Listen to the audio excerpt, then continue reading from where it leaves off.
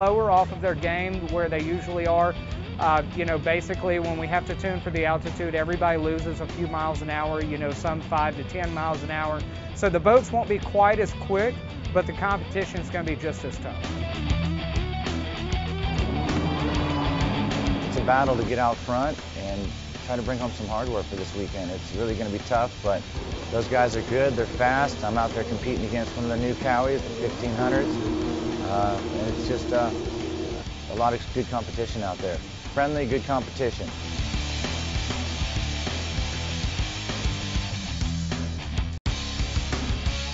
Atlantic City Beach, New Jersey for round 5 of the Pro Watercross National Tour. The surf is pretty good. It's just about throttle control, riding smart, and looking ahead, which wave's coming and which way you need to go. Coming to Atlantic City, after we left last round in Reno, we got a win there. We have to do a pretty big setup change. We go from flat water, altitude, smaller props. Now we're bigger props, different ride plates. Kind of set the sponsons up different. The whole thing is completely different. You go from fresh water now salt water. Well, the conditions here are always changing because the tide changes so much. You get your boat set up for certain conditions. You go out there, you race. A few hours later for your next round, it completely changes. The water goes back a good 30, 40, 50 yards.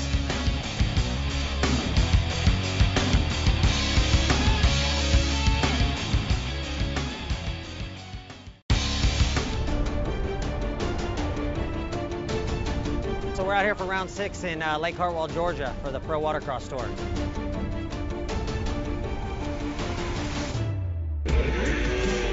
Lake racing is more similar to like road racing. So lines will be important, carrying a lot of speed around the track through the turns, keeping good momentum. Those are going to be the keys out there today. Right now I've got the points lead here in Lake Hartwell. About 8 points separates me in second place, which is my teammate Tyron Matsuris.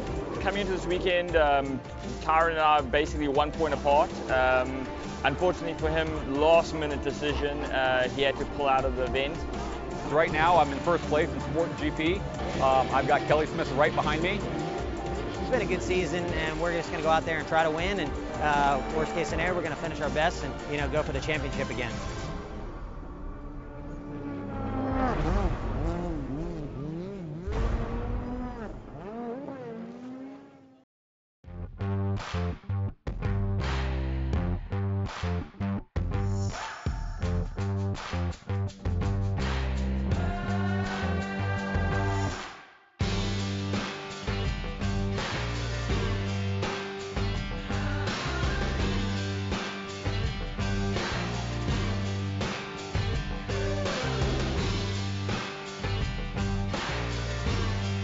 You've got your eye on the ideal heyday model, let's talk about how to enjoy the ideal wakeboarding wake. Before you start, you'll need 4 things: a Coast Guard approved life vest, a wakeboard tow rope, a wakeboard, and a spotter, or use the standard convex mirror on your heyday.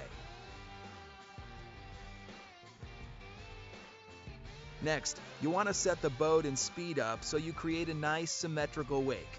Fill both port and starboard ballast tanks to your desired level. You might have to balance your passenger load slightly, though the Heyday's extra-wide transom will help with that. Once you have that dialed in, at a speed of 18 to 23 miles per hour, let your tow rope handle drag until it's in the right part of the wake for your skill level. You want to be between 1 and 5 feet in front of the lip curl. Beginning boarders will want to be closer, intermediate in the middle, and advanced furthest back. Once you established your sweet spot, shut down the engine and have the rider enter the water. The rider should place their bindings shoulder-width apart on the board, with each foot an equal distance from the tip and tail of the board. They should sit in a seated position in the water, back straight, knees bent. When the boat starts to pull you, don't fight it. Distribute your weight in the center of the board with even pressure on both feet. Keep the handle at hip height. This keeps the force of the boat's pull in the center of your body, so you don't get pulled over. Once up, stand tall and begin to navigate across the wake. Take it slow at first, and don't go too big too soon. Then, it's all about getting comfortable on the board. Remember, when you fall, let go of the rope. Do not let the boat drag you. Take it slow and easy, and before you know it, you'll be catching air like a veteran. So now that you know how to enjoy a heyday wakeboard wake, start making some of your own. Visit heydaywakeboats.com to locate a dealer near you for more information.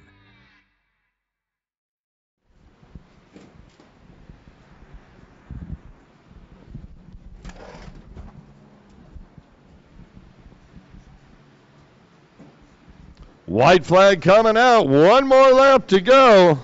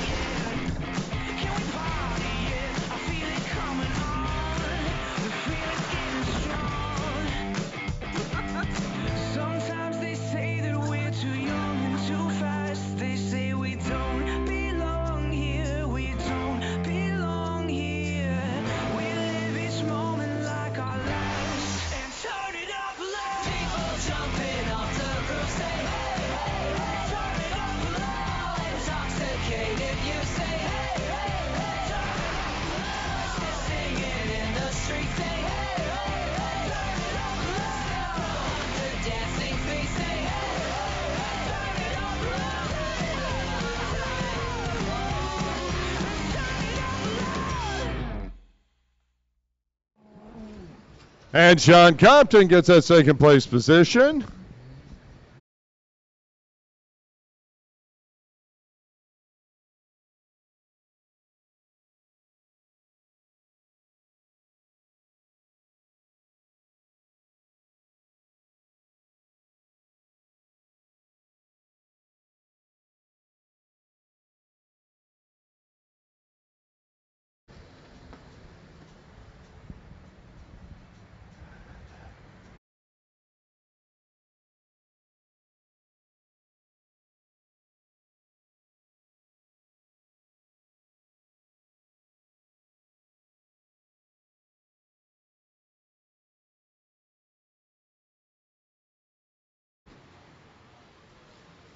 Welcome, everyone, to the round number 6 of the Heyday Wakeboats Pro Watercross National Tour, presented by Broward Motorsports. We're here at Lake Hartwell in Hartwell, Georgia. What a beautiful day of racing we had yesterday. It's already gorgeous this morning. We started with our amateur runabouts.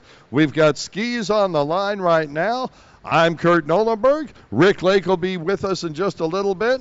Our thanks to all of our sponsors, Shark Energy, U.S. Army, Yamaha, Sea-Doo, Jet Trim, SCATTREK, Watcon.com, HydroTurf, and of course, as always, we want to thank the city of Charleston, West Virginia for sponsoring the live web streaming all season long.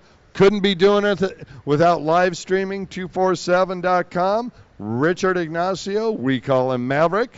We're looking forward to heading to Charleston, West Virginia next week for the final round of the tour, the national championships. We're headed out to our racing. Look forward to seeing you later in the day.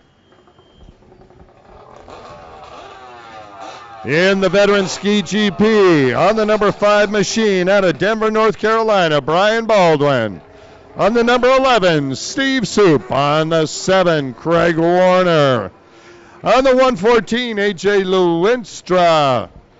On the 141, Taylor Johnson. On the 212, Sean Miles. On the 13, Sammy Niemi. On the 116, Devin Farthing. And the 295, Taylor Scallett. On the inside, looks like Warner with a good hole shot starting off.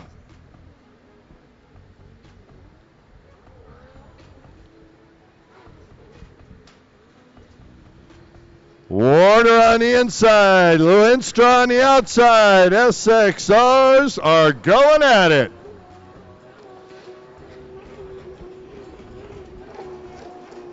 Steve Supp, followed by Brian Baldwin, Devin Farthing, Sean Miles, and Taylor Johnson.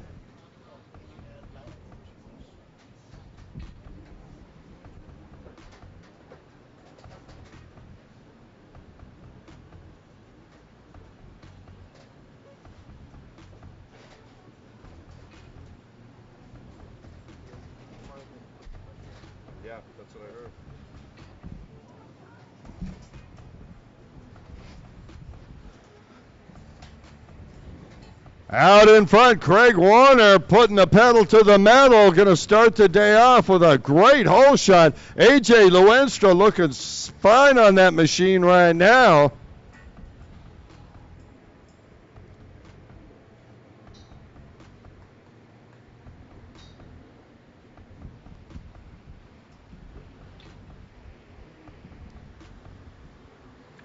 Warner taking the inside. Oh, we've got a rider down. The far right-hand side of the course. Lewenstra on the inside. He's got possession. But boy, I tell you what, here comes Brian Baldwin. Baldwin on that new SXR. In fourth position, Devin Farthing moving up. Farthing followed by Sean Miles. Boy, Devin Farthing just pulled out all the stops in that last lap and moved way up.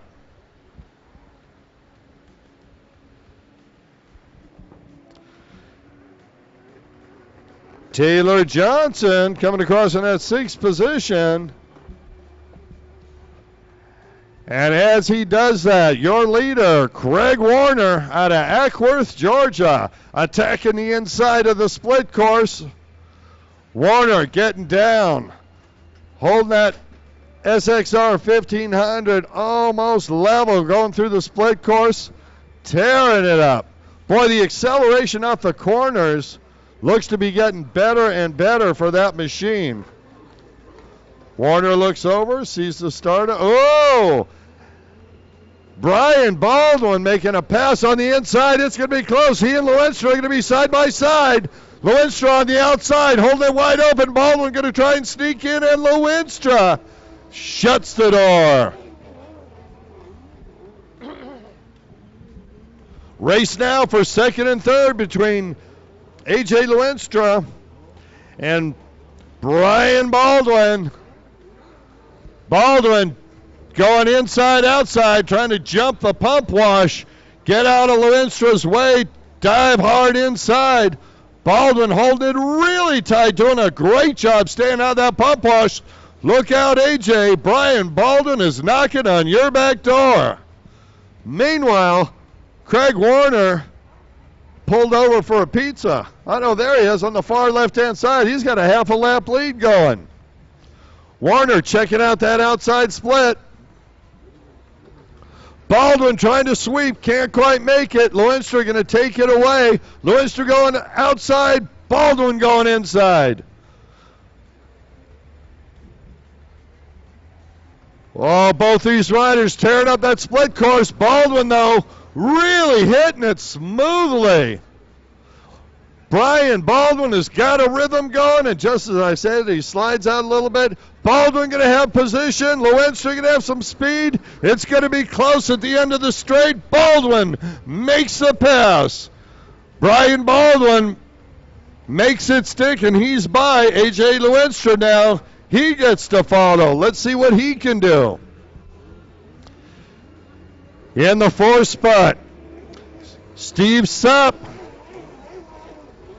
Supp followed by Devin Farthing. Farthing just took off.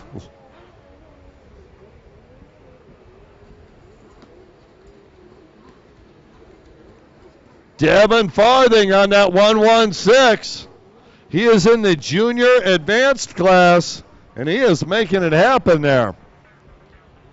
Here comes Sean Miles. Sean out of Venice, Florida, stretching his back out, seeing the halfway flags as he heads down the front straightaway. All right, your leader, catching up to lap traffic. Craig Warner coming up quickly. Look out, Taylor Johnson. Craig Warner is coming at you at Mach 7.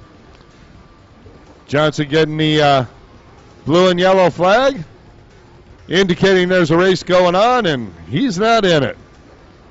Warner has got Baldwin in tow. Brian Baldwin trying to catch up to Warner, putting the pedal down.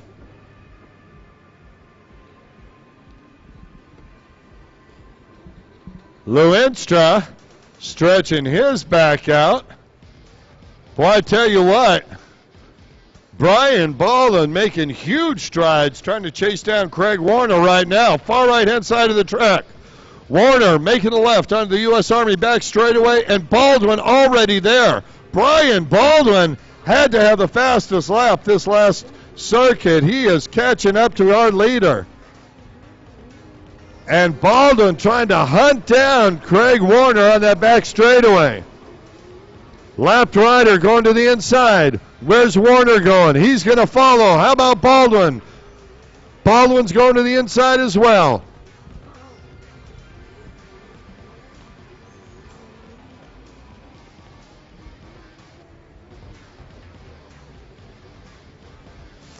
Sean Miles heading on the front straightaway, going to try and move over.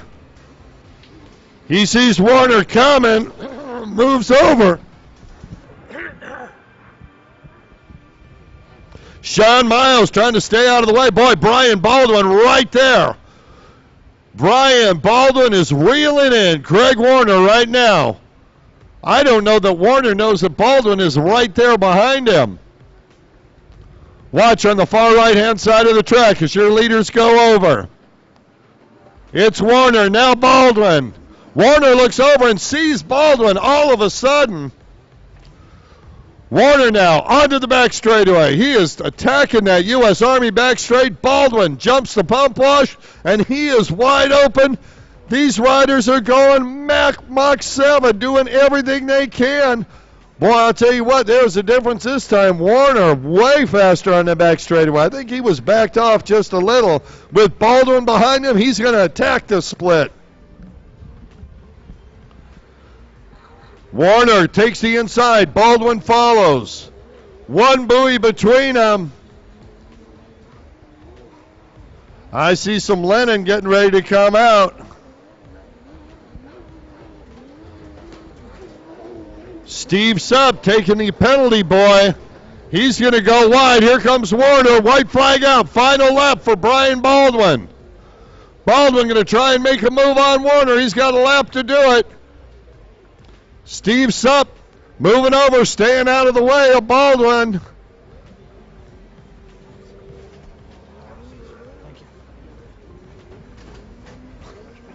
Brian Baldwin putting the pedal to the metal.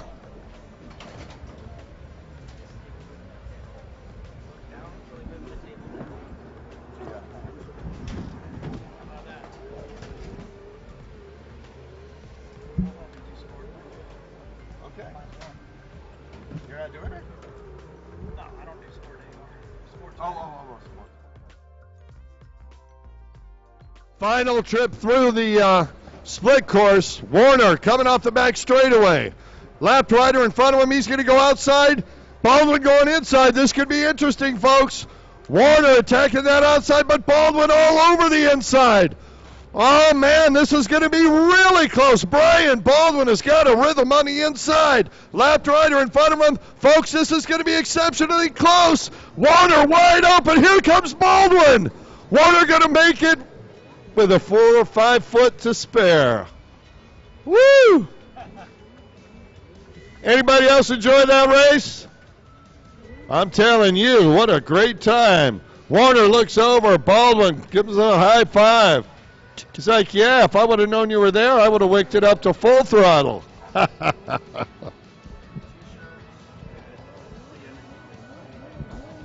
All right. Hey, folks, before we get started on our next race, I want to let you know, if you're here on site, you want an energy drink, we're giving away those Shark energy drinks right over here at the Pro Watercross tent.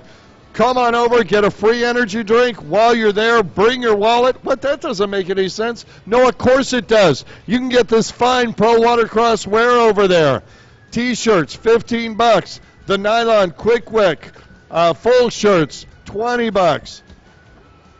Hoodies, $35. What a deal. That's what I'm thinking. Up with me, Brian O'Rourke. Brian, how you doing? I'm good today, man. It's a beautiful day. Came up to help with the sport stock class, and this ought to be a good one. Bunch of good riders on the line right now, and about to get started here on sport stock.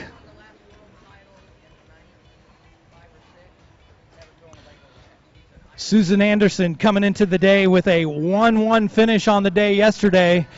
So she is the one to watch. She is the one to beat.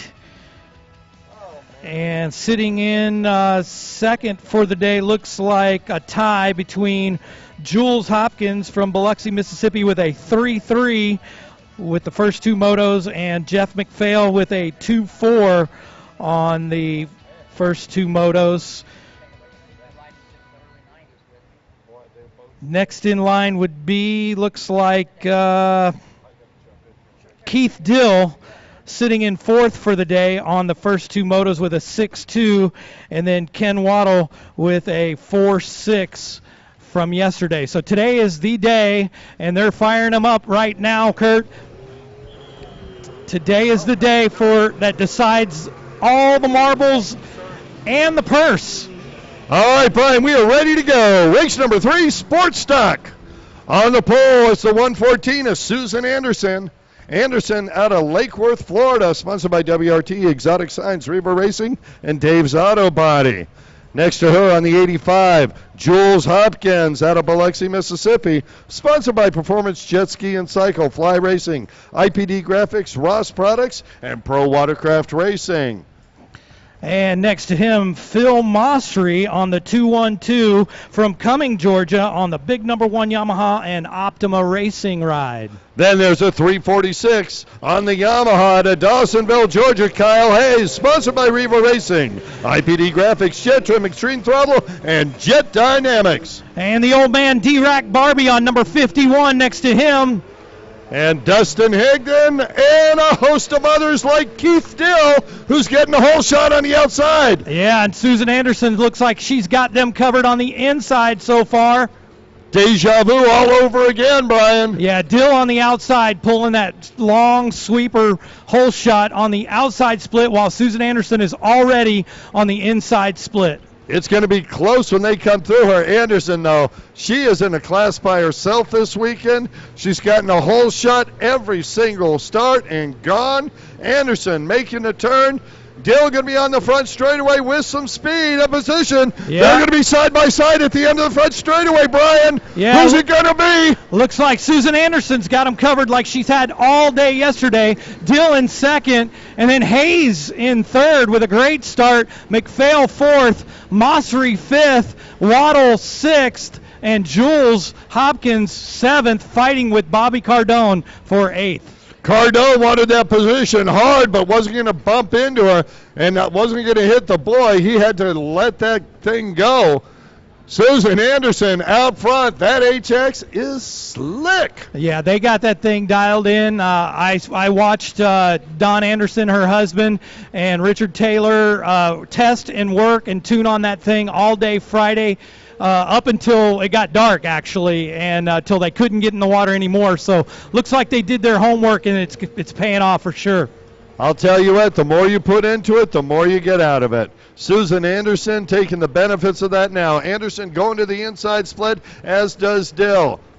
Top three all headed to the inside. Fourth's going to try the outside. Let's see what happens. Yeah, McPhail going to be the first guy taking the outside. He bobbles a little bit. Hayes having a great race in third. Boy, that's going to hurt McPhail. He had better wake it up or he's going to lose a position here. Here comes Anderson, followed by Dill. And Hayes had a little bobble on that inside. Let's see if it works out for McPhail. No, it does not. Hayes has got them covered. Well, McPhail kept that position, I'll tell you. I thought he was in danger of losing. Oh! McPhail goes down. He got in a pump wash. That boat went sideways, and he could not recover. He held on, and he stays on the boat. He stays on, but he sure drops like a stone. He has dropped all the way back to like 7th or 8th place right now. All right, Jeff McPhail. He's on a mission now. We got another rider down on the far left-hand side.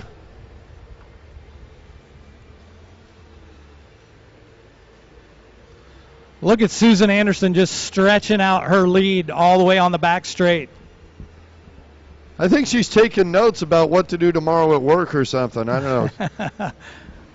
Dill's keeping her pretty honest. I mean, his boat's really fast, you can tell. Yeah, it looks better today than yesterday. He was getting good starts, but fading at the end of the moto. So I'm hoping whatever issue he had yesterday is gone today. Keith Dill, always a top competitor. He's on the inside. This could be interesting. This could be really interesting. Dill got a rhythm. Yeah. Anderson going to be close, but here comes Dill. Oh, man. Yeah, this is going to be close. Going to make that pass. This is going to be close. I think Anderson's, wow, Dill has got it. What a rip by Dill on the inside. Anderson going to hold it wide open, try and sweep. Dill moves wide. Oh, Keith Dill just make that blaster 8 feet wide, wow. And Susan could not get by. You know, I didn't see Susan mess up. She must have, though, because she really had quite the lead, and that outside split is just not that much slower. She's been favoring the outside because it favors the riding style of an HX, but obviously on that time something happened and she lost that position. Let's see if she can get it back. Hayes, man, on the 346 from Dawsonville, Georgia, on the Riva Racing Blaster is having the ride of his tour so far in third. He looks really strong in third position. And Waddle has made his way into fourth, and Jules in that fifth spot? That fifth spot, yeah, Jules and then Cardone. Phil Mossery has dropped back to that seventh spot. Yeah, Mossery heading the wrong direction. And meanwhile, Keith Dill out in front. Susan Anderson, and that's it. I am going to the inside. I'm not hitting the outside anymore. We got a lot of racing to go. Keith Dill out large and in charge. Makes the turn onto the front straightaway, and he's starting to stretch his lead over Anderson. What's going on with Keith Dill? Keith's got a fire under him. He told us yesterday that he doesn't really have an explanation for it. I talked to him while we were giving out free fruit smoothies, and he's like, I don't know. He just got fired up and felt like riding today, I guess. So, I'll tell you what, he's always quick off the start. Like we were saying earlier, Brian was fading yesterday, just the opposite. And it looks to me like all of a sudden Susan Anderson's HX was starting to pick up a little acceleration. I'm wondering if she might have a little bit of an issue with that thing. Yeah, something might be happening because that outside split, like I said before, is just not that much different for Keith to have been able to make up that much room. I mean, they were pretty far apart, but we'll see. Here she comes on the back straightaway. But, one thing is she doesn't have to win this moto. She's really got them covered by a long shot, so she doesn't have to push it to the point where she's going to make a real bad mistake and have a cat. Oh, she slid out. Witch. Yeah, she slid out right there. Well, actually, she was going to make a turn in. She thought she was at the end of the straightaway. Oh, she started changed to her turn mind. early, realized her mistake. She kept the position. Anderson, I'm thinking these are minor psychological things. She's got to put down that work list for tomorrow and get with the racing. Yeah. But she's pretty covered. I mean, she's got a 1-1 going into today, and the closest competitor, that's 2 points, and the closest competitor's tied for second with McPhail with 6. She could literally lose 4 positions, and with Jules way back in the back, I mean, she really just oh, and Jules is getting pulled off the course right now. Yep. So he's out, and McPhail's way back in 9th, going for 8th right now. So, I mean, she really doesn't have a whole lot to worry about. Keith Dill's her next competitor with 8 points, and so she could lose 6 more positions and be okay for the overall more than likely. You know what I'm thinking about that, Brian?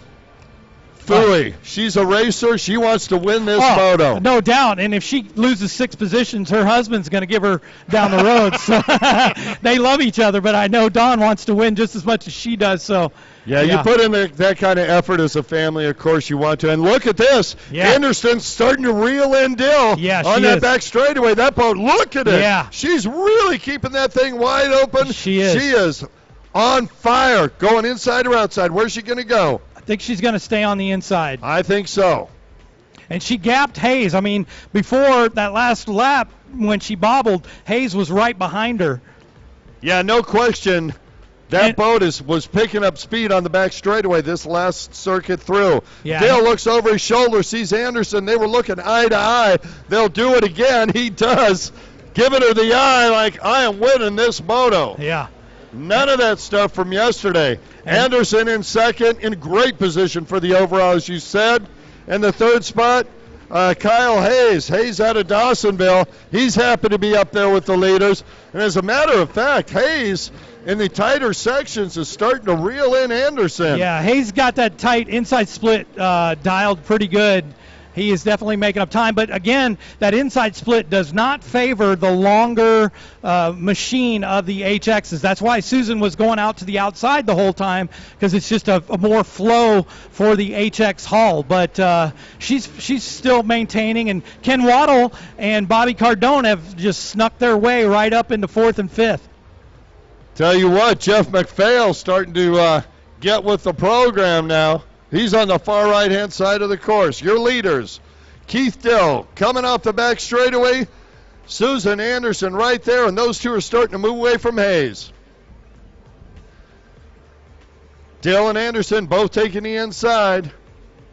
Keith Dill looking strong out there. Boy, he made that pass on the inside, and that raised his confidence level. He is looking good on that machine. Yeah, holding tight to the buoys. Standing up. Yeah, I was going to say you could see the two opposed riding positions, riding styles.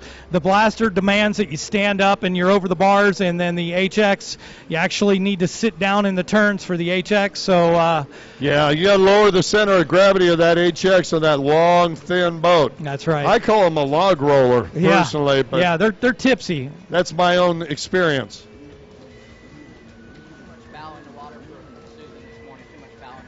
Too much bow. Mr. Mays saying to Anderson's boat, it's a little bit too much bow in the water. Hey, I don't know, they got to adjust that ride plate or drop nozzle. I don't know what she's got on there. Yeah. Sport stock. Yeah, and these boats have an adjustable trim nozzle on it, and maybe she felt like she needed a little more bite in the front, and it looked like it was going to work out for her in the beginning. And if anybody knows, Dean Mays is the man with an HX. He knows how to make one go fast.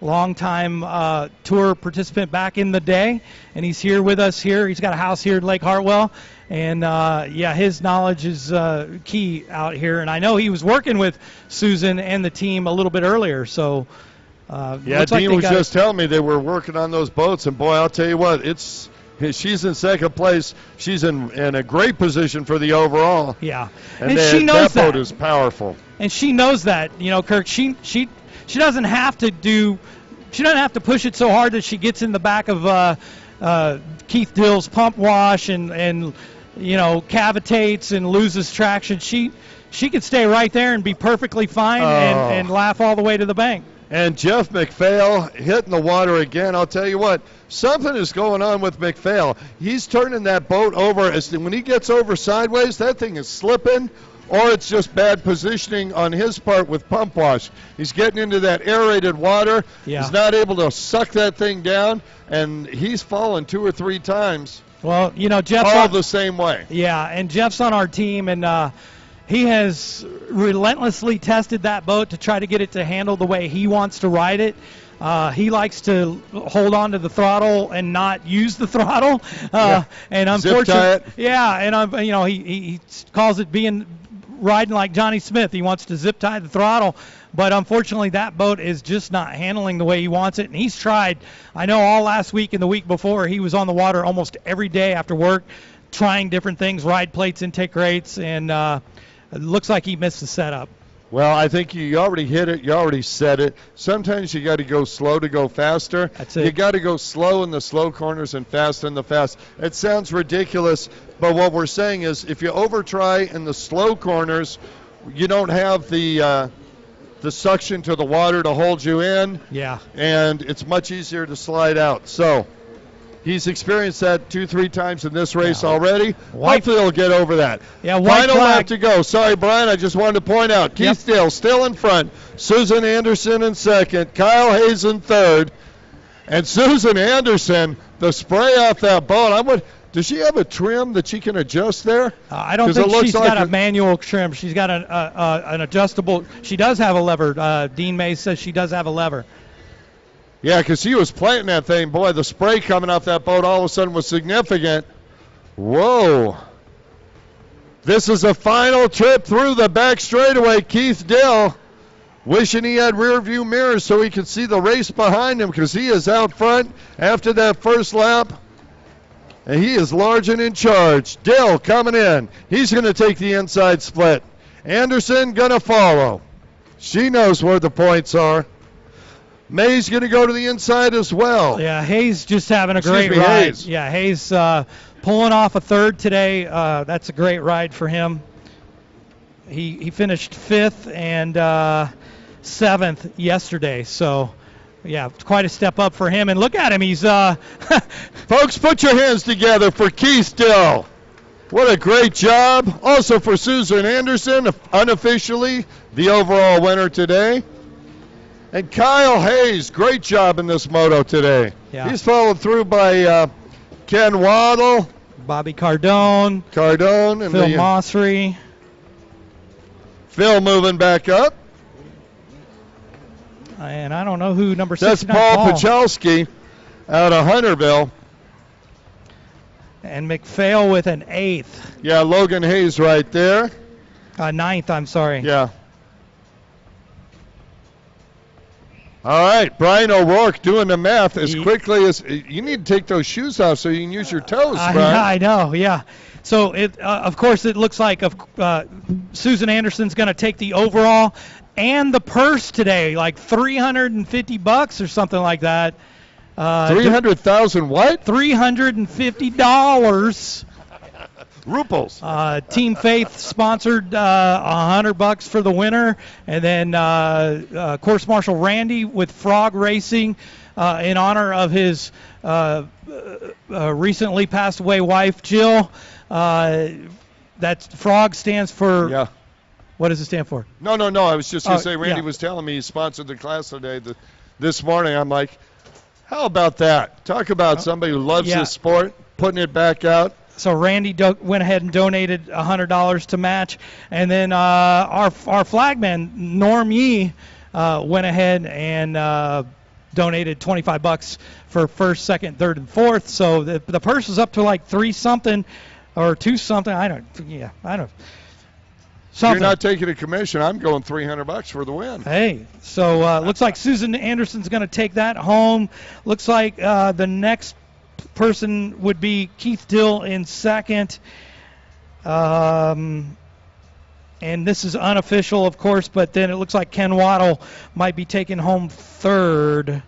Well, great job by all our racers out and there. Kyle in the Hayes sport looks truck. like he's got a 4th. So, Brian, thanks so much. Sure. I appreciate you assisting as always. Team Faith. See you guys a little later. God bless you guys. You don't have to leave. I'm just saying. Well, I got to get ready for the IROC stock race. So. You got that handled. Hey, by the way, I was going to say, Brian, earlier, you talking about that?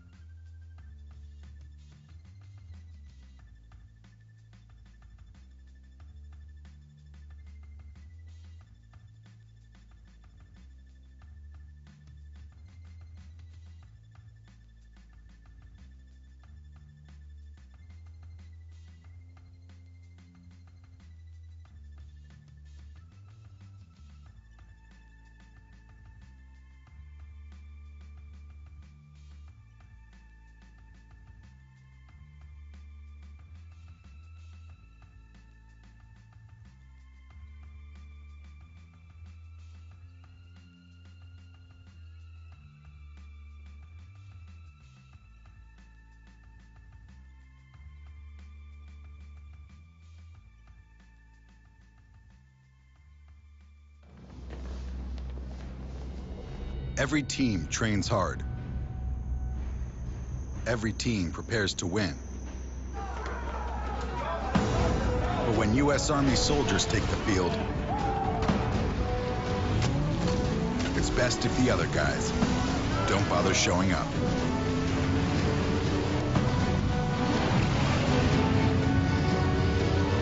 See if you have what it takes at GoArmy.com/team.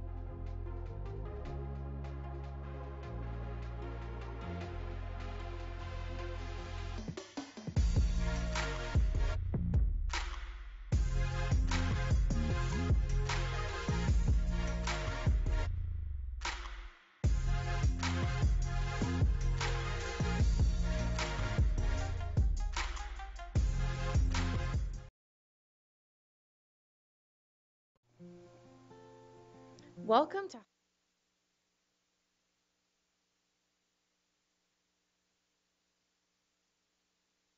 All right. Women's ski limited ski super sock and beginner ski combined, and they are off on the number 10. Carrie Oliver on the inside. Got a good jump off the start. Can't hold it.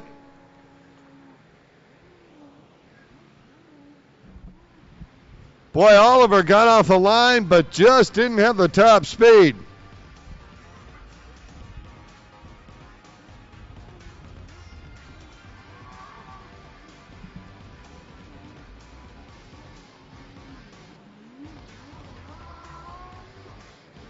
All right, coming in off the outside, or off the inside, excuse me, Luther Kemp. So Kemp's going to get the whole shot. Oliver going to slide into that third position. Nikki Turner's in second. There's a 2:02, a Jake Hurley in the fourth spot.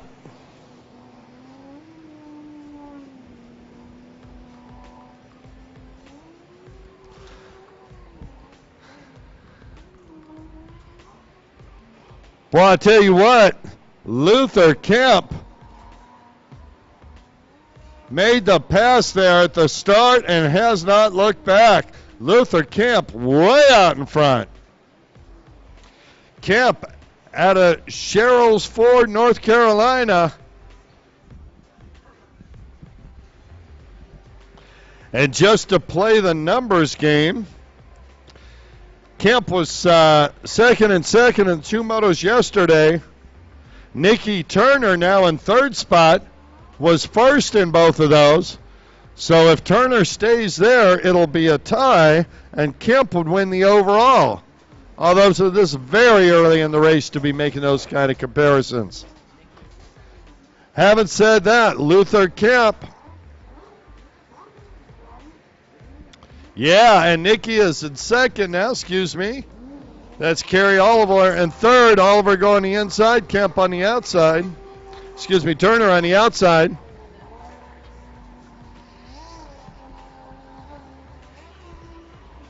Turner making the turn.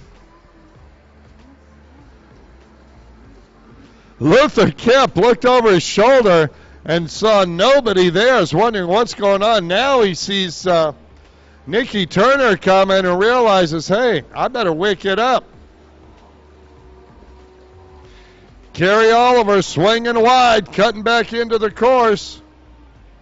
Jake Hurley to follow. Now Hurley trying to make a move up on Carrie Oliver.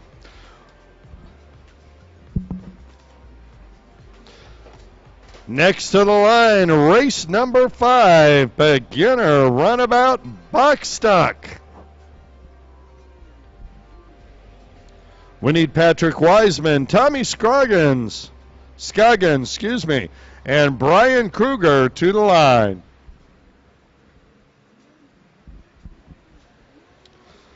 Luther Kemp out for a nice Sunday ride using the outside and bailing because he is just trying to have a little fun. Boys just want to have fun. And Luther not able to get that thing started right away. Here he goes.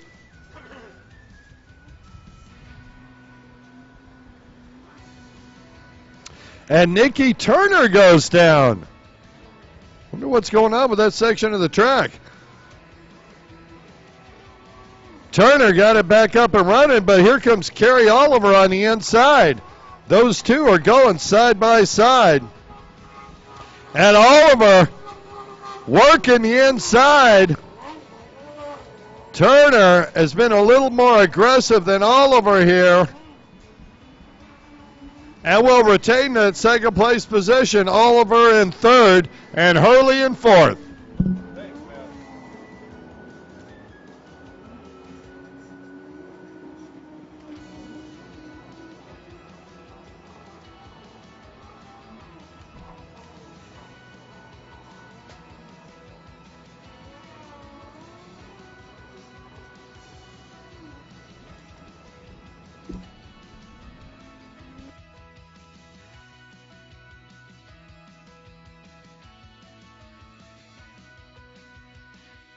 Luther Kemp quit fooling around after that little interruption over on the far left-hand side of the course. He's wicked it back up. He's got the full back straightaway lead now. He's definitely on it. Nikki Turner in second, Oliver in third, and Hurley in fourth. I want to give a big shout-out to all the people over at Bradford White Water Heaters. Thanks so much. Tony Savage brought up a nice little item from them, and boy, I tell you, if you want to see the best water heaters on the planet, check out Bradford. Those guys are top-notch. All right, white flag coming out. Luther Kemp making the turn. Onto the front straightaway. 1 lap to go for Kemp. And Oliver, boy, I tell you what, Oliver and Turner are battling here. Oliver very upright. Just making her way through there. Turner down in a racing crouch. Turner getting that white flag. She finishes in that second place position. She's going to win the overall by 1 point over Luther Kemp.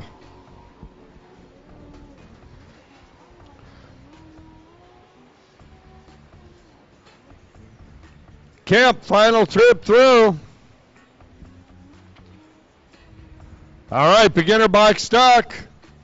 All our riders are down there. Hopefully got their holders.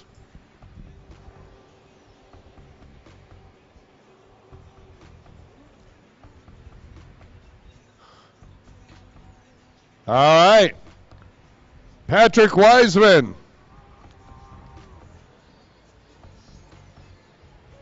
Need to throw a GPS course map on that boat.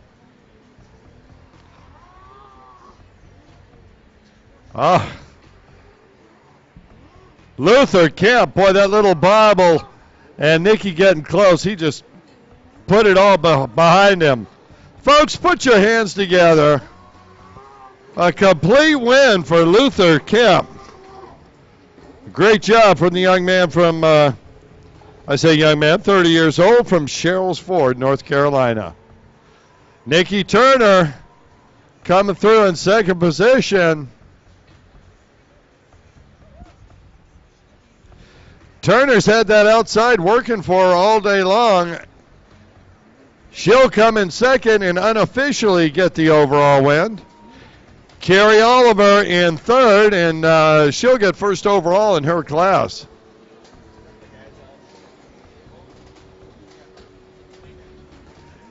And Jake Hurley out of Cumming, Georgia, wraps it up for race number 4, moto number 3.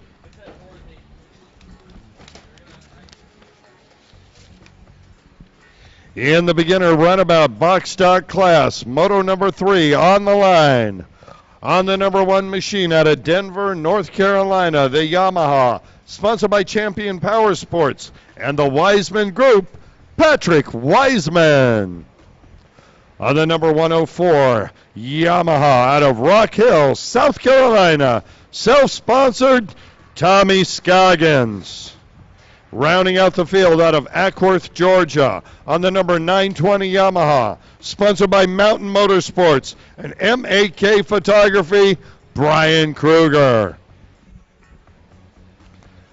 That's it for beginner runabout box stop. We are ready to go.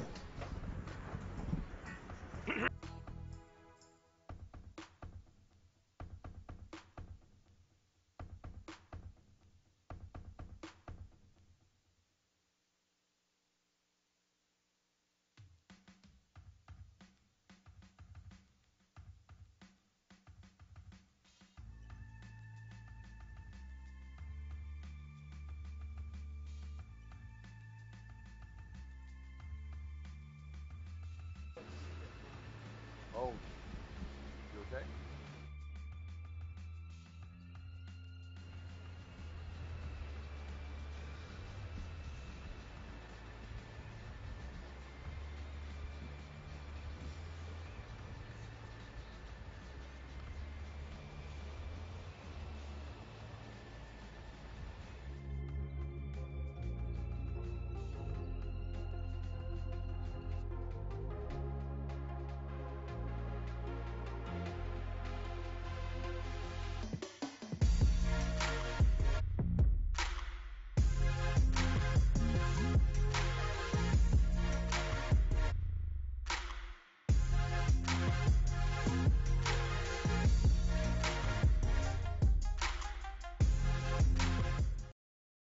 Wiseman has to back off because Scoggins' pump wash was blowing him off the boat.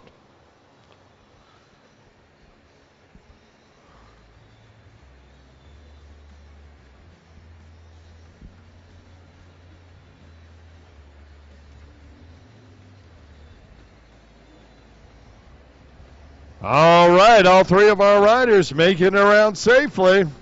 Green flag to go. Beginner, box stock, on the water. Brian Kruger out in front. Tommy Scoggins in second, and Patrick Wiseman in third.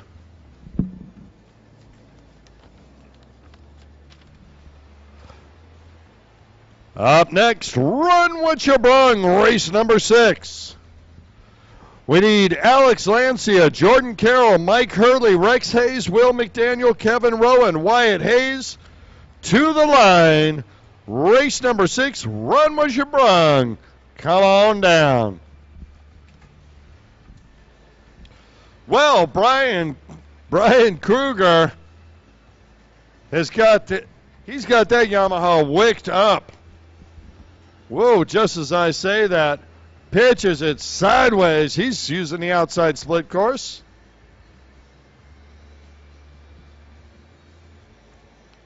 Here comes Scoggins. Scoggins going to follow on the outside. Let's see where Wiseman goes. He goes outside as well. 1, 2, 3. And the song remains the same.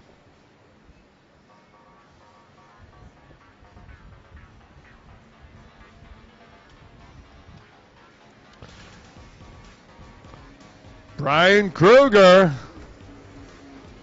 sponsored by one of our new sponsors, Mountain Motorsports. Thank you, Dustin Farthing.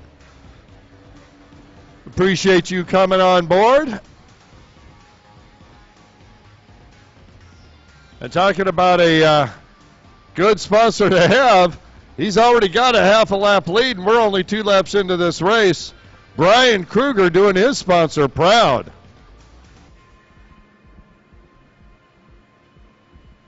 Run what you brung. To the line, please. Run what you brung. To the line. You are up next. That'll be followed. He says that'll be followed by IROC GP and IROC Stock. So you guys will be on deck, IROC class. Making the turn onto the front straightaway. Kruger out of Ackworth, Georgia. Half a lap lead. He is gone. He's checked out. He's another zip code. In second, Tommy Scoggin. Scoggin choosing that outside split again, as does Weissman behind him.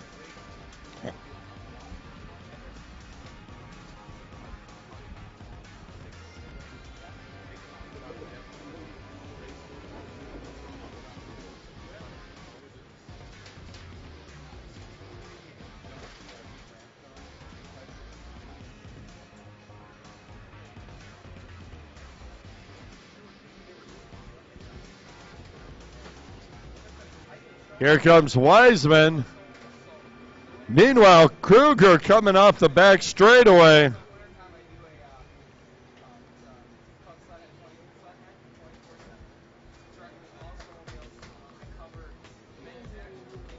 Run what you brung to the line.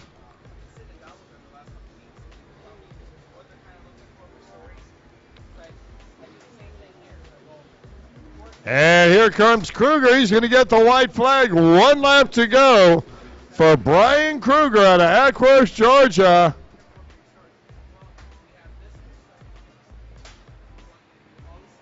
The Mountain Motorsports MAK Photography sponsored rider. 30 years old. He's a young man in this group, and he is out front. Tommy Scoggins in second. Little more than twice Brian's age. Tommy Scoggins, 63 years old out here. Scoggins in second, Wiseman in third. Scoggins coming across and going to get that white flag. 1 more lap to go. 63 years young. And Brian Kruger coming through one more time. Doesn't look like he's going to lap Patrick Wiseman. Or maybe he will. Wiseman getting a little confused now, making the turn. All right, folks, if you will, as he comes across, your wire-to-wire winner, Brian Kruger.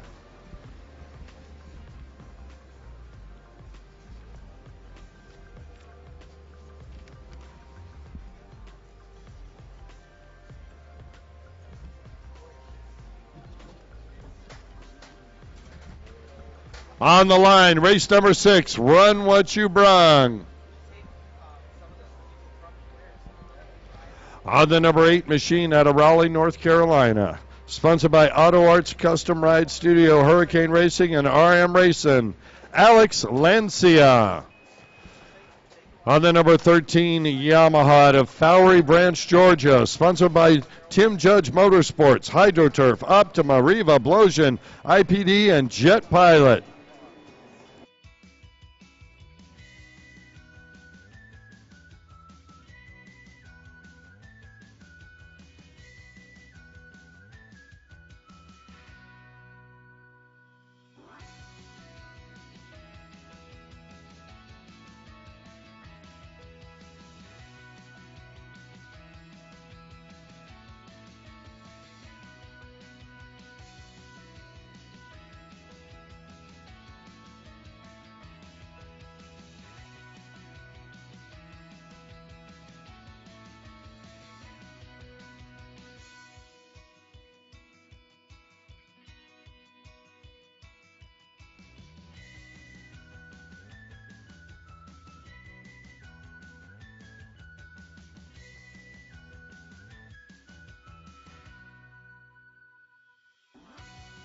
And rounding out the field out of Dawsonville, Georgia on that number 425 Yamaha, Sponsored by Lucas Oil, Jet Pilot, Jet Trim, Riva Racing, Jet Dynamics, Rhino Power, Extreme Throttle, and IPD Graphics. It is Wyatt Hayes. That's the lineup. Running what you brung. We are ready for moto number 3.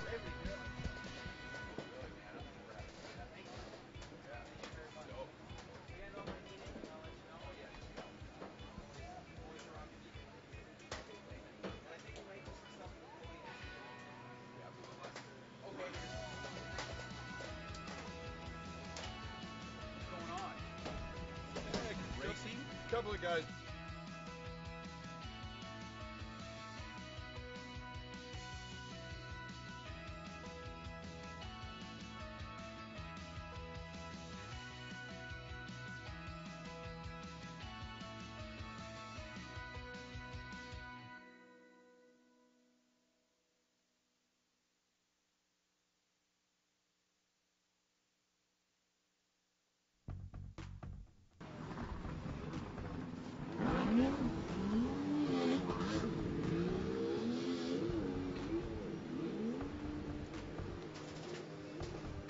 Like a herd of bumblebees, run what you brung.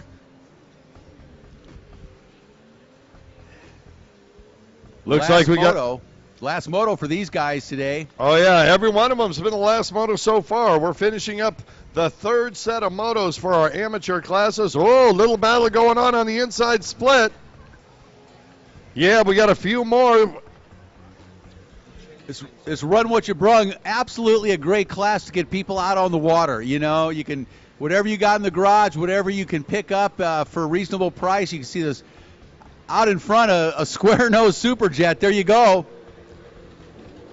95 on the square nose out in front. I wonder if that's a 650. It could be. Yeah, well, I had one. And you? Yeah, you know. We all did. That's what the beautiful thing about this class is. It encourages riders. You don't need to spend 20 grand to get out here and race. Nope. You get the right garage sale. Exactly right. Tell you what, that's brought back the X2 class in California. Some of these boats you can pick up for $200-300, and you find out all they really need is a battery and the fuel system cleaned. I've heard that story many, many times, and you know, you're out in the water having a good time for a real modest amount of money. You just got to scour Craigslist religiously. Yeah. Yeah, and you know the key to that, don't you? You do it at 5 o'clock in the morning and 2 o'clock in the morning. So you're experienced. Oh, are you kidding me? I've got 3 children off Craigslist. Just kidding, folks.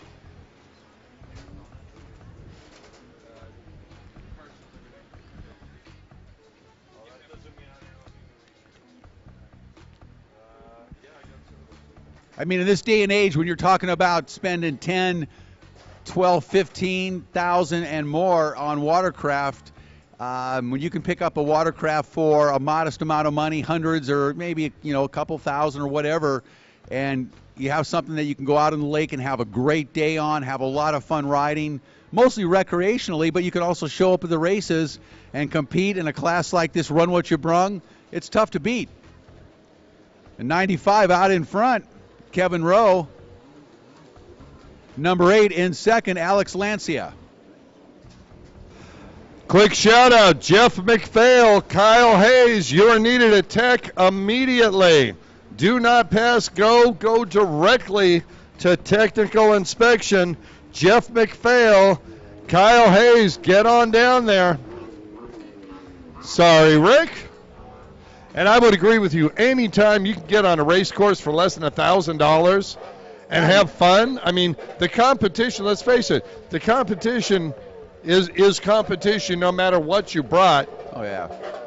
And in many cases, the lower expense boats, a little closer, so, pilot error, pilot proficiency can come to the forefront. And we're seeing it here. Look how close the race is here. No, exactly, Kurt. No question in my mind that these guys out here in this Run What You Brung class are having every bit as much fun as anybody else racing today. I mean, they're grouped pretty tightly behind. The leader's got a nice lead, but you talk about 2, 3, 4, and 5, and those guys are all within shouting distance of each other. And frankly, the leader's out front, but one bobble, one stick of the Of the square nose. Of a square nose, yeah. A little dip in there, which happens quite often. Dip a hip, and all of a sudden the whole class is right there with you. But 95 out in front on that square nose we're talking about. Kevin Rowe out of Harrison, Tennessee, looking real good here in Moto number 3. Yeah, he's been strong right from the start. Alex Lancia was right there, couldn't quite hold it open long enough off the start. Rowe got the better of him, but he's in that second place position. And then 88 and third, Will McDaniel. Will out of Dawsonville, Georgia, on another Yamaha. Oh, and that looks like that's just changed. Or maybe not.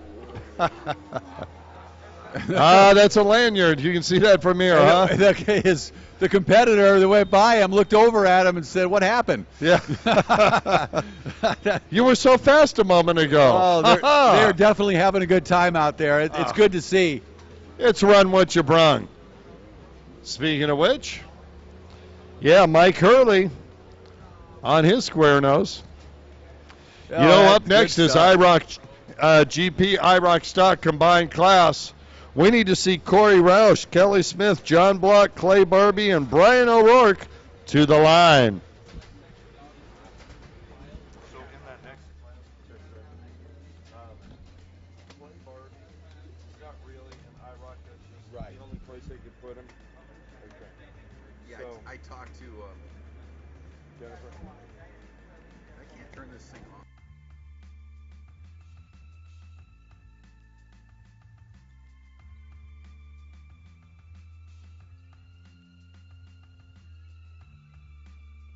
White flag comes out for 95, Kevin Rowe, as he takes one more lap in this Moto 3 of the Run What You Brung class. Yep, he traveled down from Harrison, Tennessee with that square nose, and he's going to be leaving.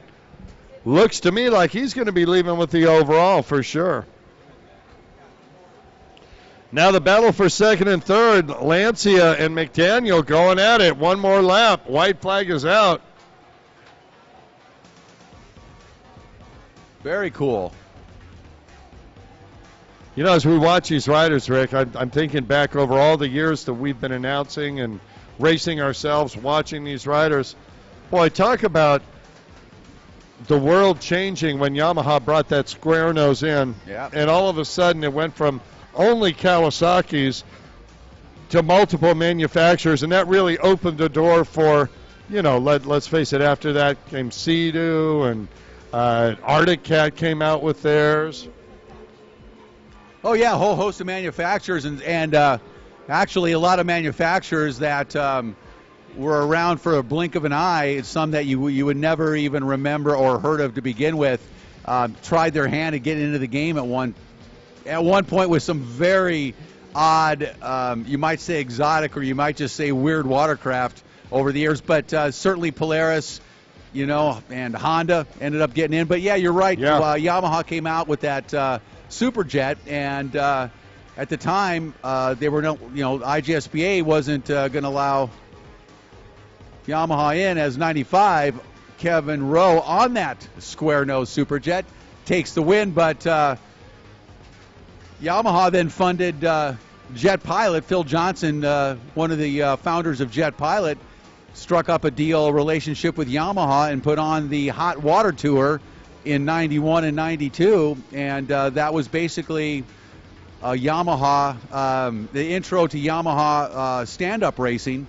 Well, that's right. Kawasaki was being mean. They wouldn't let anybody else come play with them. I don't blame them. I don't blame them at all. I don't blame them either, but Yamaha took it upon themselves to jump in there. So then, we did the Hot Water Tour. I actually got hired by Jet Pilot then and did the Hot Water Tour back then.